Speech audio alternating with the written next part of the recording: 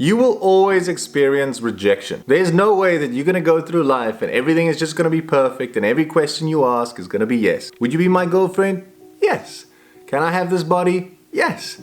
Can I get this job? Of course you can, sir. That's impossible. You will never get that. Rejection is inevitable and we all will go through that. If you go through life and everyone just says yes, then you must be some kind of saint or something, but it's just not going to happen, right? So what do we need to do in this case? Now that we know that rejection is inevitable, we're going to experience it every day, what is the next step? First step is to accept that. To accept that, listen, someone's going to say no. It's going to come. Sooner or later, someone's going to tell me no, and I need to handle that. I need to deal with it. I need to deal with the rejection and accept the fact that, okay, well, that one's lost. I need to move forward. Next, you know? And I think it's really important for us to know that rejection is not the end of the world. It's really not. I always talk about failure, how failing is not the end of the world because you fail and then you go back and you know why you failed and then you learn from that and then you try again and hopefully you fail better and you fail better and eventually you get to the goal. So it's the same with rejection. You know, when someone rejects you, obviously there's a reason for that, right? They don't say just, nah, sorry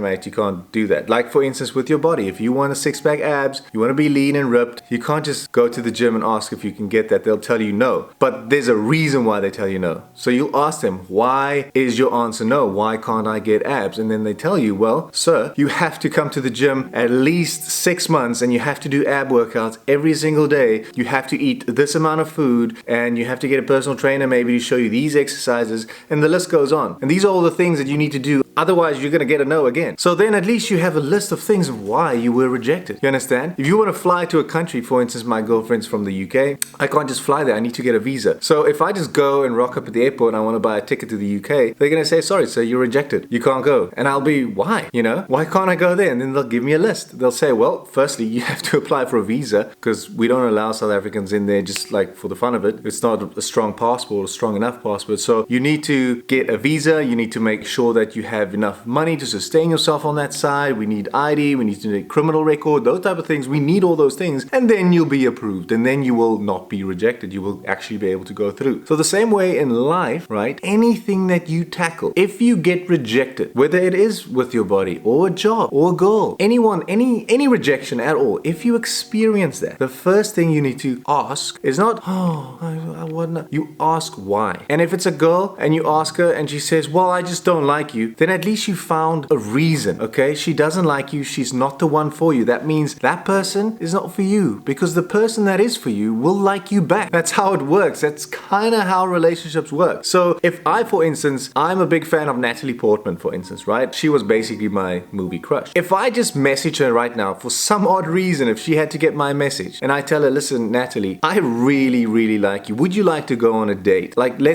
I just want to be with you. What do you think the chances are that she's going to say yes? She's probably going to say no. Do I think now that she hates me and that she thinks I'm ugly and that she just doesn't know me at all? And yes, she probably does have other preferences. Maybe she likes blonde guys. Maybe she's married. You know, there's so many things that she could actually use to not be with me. But if I take it personally and she said no and I'm like, oh my gosh, I'm probably ugly. I should just crawl into like a hole and stay there forever. Then life is going to be pretty tough for me. But if I can realize like, listen, okay, cool. I asked her, she said no. I'm probably not her type. That's why she said no. I'm gonna move on. Then your life will be so much easier because you can just move on, you know? That's the whole point with the rejection as well. That's kind of what I wanted to say about how to rise above being rejected. And that is to just move on.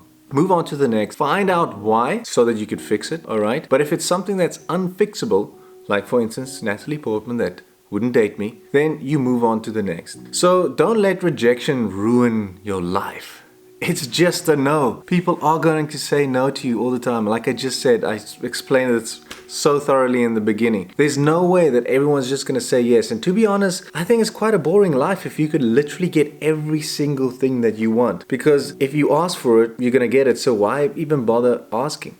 You understand? Rejection is not the end of the world. You can get through this. And I know there's a lot of people that, mainly to be honest with a relationship, a lot of guys and girls get rejected a lot. And I feel like they carry that burden on their shoulders. for quite a long time. Maybe like a job is easier because you know, okay, maybe I wasn't qualified. But when it comes to relationships, a lot of people, especially guys that I speak to, they have a really hard time because they take it personally and they feel like they are the ones that are at fault. But it's not. It's the other person that just maybe have different standards or values and things and looks and attractiveness and all those type of things, and that just you are just not that person for them. But your person will come. I can guarantee that. Alright? I hope you have a beautiful, beautiful day, and we'll chat soon.